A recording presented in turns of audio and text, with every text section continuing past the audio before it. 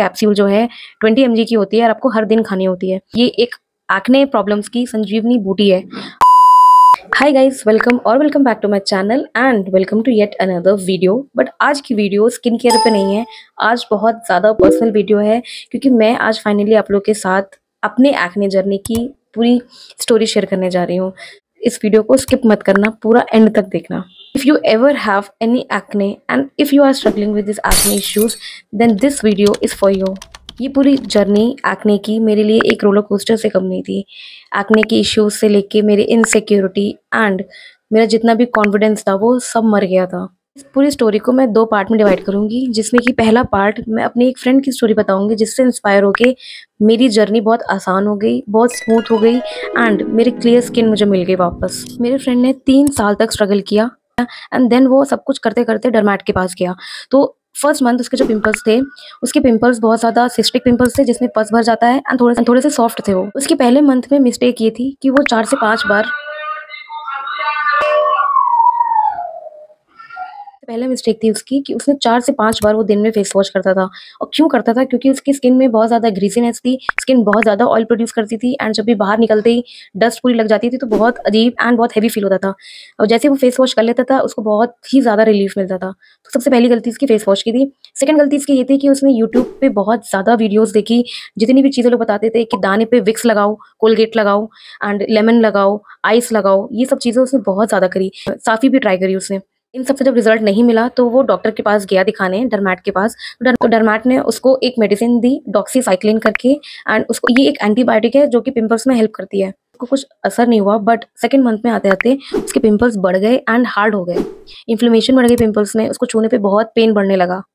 Inflammation के साथ साथ अगर गलती से बाय मिस्टेकली उसके पिंपल पॉप हो जाते तो बहुत गंदा ब्लड एंड बहुत अजीब सा ब्लड निकलने लगा। सेकंड मंथ में उसकी गलती ये थी कि वो डर्मैट के पास दोबारा नहीं गया।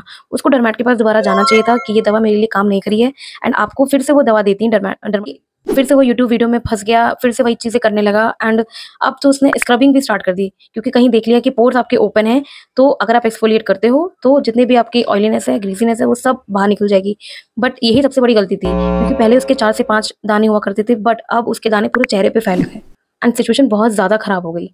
तब ये करते करते कोविड के एंड में, ये स्टोरी मैं पूरे कोविड की बता रही हूँ, कोविड में एंड में फाइनली 3 साल का पूरा ट्रायल एंड एरर करते करते तब वो फाइनली 3 साल बाद डर्मैट के पास गया। तब डॉक्टर ने उनको एक आइसोटेटनोइन करके एक कैप्सूल दी। उन्होंने सजेस्ट किया कि ये कैप्सूल जो है 20 mg की होती है और आपको हर दिन खानी होती है। इन कैप्सूल, अगर आपको जानना है कि ये कैप्सूल कैसे खाई जाती है एंड इसके आफ्टर इफेक्ट्स या साइड इफेक्ट्स क्या हैं, वो मैं आपको बताऊंगी। कमेंट सेक्शन में आइसोटेटनोइन आप टाइप करके भेज देना। कैप्सूल के साथ डॉक्टर ने उसको गुड मॉइस्चराइजर दिया, अच्छा मॉइस्चराइजर दिया, सनस्क्रीन दिया एंड एक माइल्ड क्लेंजर दिया। दवा जो आइसोटेटनोइन है ये एक एक्ने प्रॉब्लम्स की संजीवनी बूटी है। अगर आपको कोई भी दिक्कत हो रही है तो ये दवा आप डर्मैट के पास जाके ले सकते हो। दवा खाने के बाद उसकी जो प्रॉब्लम्स थी वो काफ़ी हद तक ठीक हो गई बट आखिरी में जब 3 महीने तक उसने दवा खाई तो उसकी जो स्कारिंग थी वो अभी भी रह गई क्योंकि पिंपल्स बहुत ज़्यादा मोटे हो गए थे। अब अगर आप किसी चीज़ को शुरुआत में ही क्योर कर लेते हो तो उसके जो आफ्टर इफेक्ट्स हैं वो कम हो जाते हैं। बट उसने 3 साल बाद दिखाया तो समझ जाओ कि पिंपल्स कितने मोटे हैं, कितना सिचुएशन कितनी खराब होने के बाद वो गया डॉक्टर के पास दिखाने। तो डर्मैट ने कहा कि जो स्कारिंग है, जो गड्ढे बन गए हैं आपके, वो ठीक नहीं हो सकते, वो किसी भी दवा से ठीक नहीं होंगे। वो फाइनली आपको ट्रीटमेंट कराना पड़ेगा, स्कारिंग ट्रीटमेंट कराना पड़ेगा जो कि काफ़ी एक्सपेंसिव है। तो वहाँ तक सिचुएशन ना पहुँच पाए इसलिए मैं आप लोगों के साथ ये जर्नी शेयर कर रही हूँ क्योंकि प्लीज़ इससे कुछ सीखो एंड अगर आपके एक्ने हो रहे हैं तो इसे जाके डर्मैट के पास दिखा लो टाइम से। अब आते हैं पार्ट 2 में, मैं अपनी जर्नी बताऊँगी इसमें। तो ये सब सिचुएशन चलते चलते उसी के 1 साल बाद मेरे पिंपल्स स्टार्ट होने लगे। मेरे चीज़ पे पिंपल्स होते थे, ठीक है, मेरी ज़्यादा ऑयली स्किन नहीं है फिर भी मेरे पिंपल होते थे। तो शुरू में क्या हुआ, पहले महीने में ही मैंने डर्मैट के पास गई, उन्होंने मुझे यही आइसोटेटनोइन दवा दी। उन्होंने सजेस्ट किया कि ये दवा आप लीजिए, 20 mg पर दिन के हिसाब से आपको खानी है एंड मुझे उन्होंने 3 महीने का कोर्स कराया।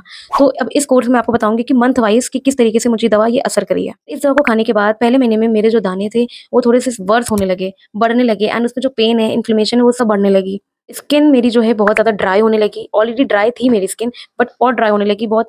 तो ये सब इश्यूज थे जो मुझे पहले महीने में झेलने पड़े। सेकंड मंथ आते आते लगभग 15 दिन, सेकंड मंथ के शुरू के 15 दिन में मेरे जो पिंपल्स थे, एक्ने थे, वो ऑलमोस्ट 50% रिड्यूस हो गए थे। जो पेन था एक्ने में वो चला गया था बिल्कुल। फेस की जो ऑयलीनेस थी, जो नेचुरल ऑयल्स थे वो नॉर्मल होने लगे थे, बट जो लिप्स थे मेरे वो बहुत ज़्यादा फट रहे, बहुत ज़्यादा ड्राई हो गए थे। ये लिप्स का ड्राई होना ये एक साइड इफ़ेक्ट है इस दवा का, जो कि नॉर्मल है। अब 3rd मंथ आते-आते मेरी जो शुरू के 10 दिन में मेरा स्किन बिल्कुल क्लियर हो गई थी, क्योंकि मेरे एक्ने बहुत ज़्यादा वर्स नहीं हुए थे। छोटे ही थे एक्ने, बहुत साइज़ नहीं बढ़ा था, बहुत एकदम कील मुहासे वाले एकदम जो होते हैं ना, बिल्कुल बड़े-बड़े जिसमें से गंदा ब्लड आता है, उस तरीके के मेरे पिंपल्स नहीं हुए थे।